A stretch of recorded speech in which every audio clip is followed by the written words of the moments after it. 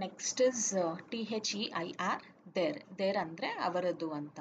Okay, so ಈ there ಎಂಬ ಪದ ನಾವು ಎಲ್ಲಿ ಬಳಸ್ತೀವಿ ಅಂದರೆ, ಈ ದೇರ್ ಎಂಬ ಪದ ಏನಾದರೂ ಒಂದು ಓನರ್ಶಿಪ್ಪನ್ನು ತೋರಿಸಲು, ಸ್ವಾಧೀನ ಮಾಲೀಕತ್ವವನ್ನು ತೋರಿಸಲು ನಾವು THEIR ದೇರ್ ಎಂಬ ಪದವನ್ನು ಬಳಸ್ತೀವಿ. ಸೊ ಯಾವುದೋ ಒಂದು ವಿಷಯವು ಜನರ ಗುಂಪಿಗೆ ಸೇರಿದೆ ಎಂದು ಇದು ಸೂಚಿಸುತ್ತದೆ.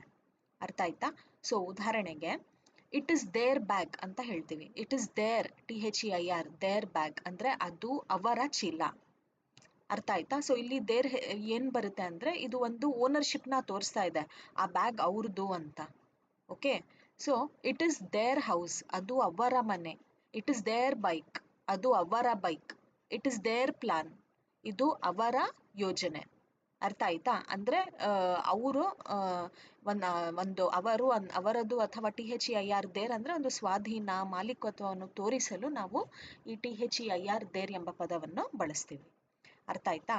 ಈಗ ನೆಕ್ಸ್ಟ್ ಉದಾಹರಣೆ, we played with their puppy ನಾವು ಅವರ ನಾಯಿ ಮರಿಯೊಂದಿಗೆ ಆಡಿದೆವು. The students forgot their homework ವಿದ್ಯಾರ್ಥಿಗಳು ತಮ್ಮ ಹೋಮ್ವರ್ಕನ್ನು ಮರೆತರು. The children forgot to take their backpacks ಮಕ್ಕಳು ತಮ್ಮ ಬ್ಯಾಕ್ ಪ್ಯಾಕ್ಸ್ಗಳನ್ನು ತೆಗೆದುಕೊಳ್ಳಲು ಮರೆತರು ಅಂತ. ಅರ್ಥ ಆಯ್ತಾ? So their cat is very playful ಅವರ ಬೆಕ್ಕು ತುಂಬ ತಮಾಷೆ ಮಾಡುತ್ತೆ. The family is known for their hospitality ಕುಟುಂಬವು ಅವರ ಆತಿಥ್ಯಕ್ಕೆ ಹೆಸರುವಾಸಿಯಾಗಿದೆ ಅಂತ ಅರ್ಥ ಆಯ್ತಾ? ಸೊ ಒಂದು ಮಾತು ನಾವು ಇಲ್ಲಿ ನೆನಪಿನಲ್ಲಿ ಇಟ್ಕೋಬೇಕು, ಅವರ ಅಥವಾ ಅವರದು ಅಂತ ಹೇಳೋದು THEIR ದೇರ್ ಪದ.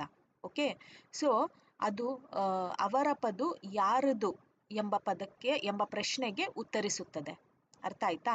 ದೇರ್ ಪದ ಹೂಸ್ ಎಂಬ ಪ್ರಶ್ನೆಗೆ ಉತ್ತರಿಸುತ್ತದೆ ಅಂತ ಹೇಳ್ಬೋದು. ಅರ್ಥ ಆಯ್ತಾ? ಯಾರ್ದು ಅಂದರೆ ಅವರದು ಅಂತ. ಈಗ ಉದಾಹರಣೆಗೆ, whose car is parked in front of the house ಅಂದರೆ ಇದು ಒಂದು ಪ್ರಶ್ನೆ, ಮನೆಯ ಮುಂದೆ ಯಾರ ಕಾರನ್ನು ನಿಲ್ಲಿಸಲಾಗಿದೆ ಅಂತ. ಇಟ್ಸ್ ದೇರ್ ಕಾರ್ ಇದು ಅವರ ಕಾರ್.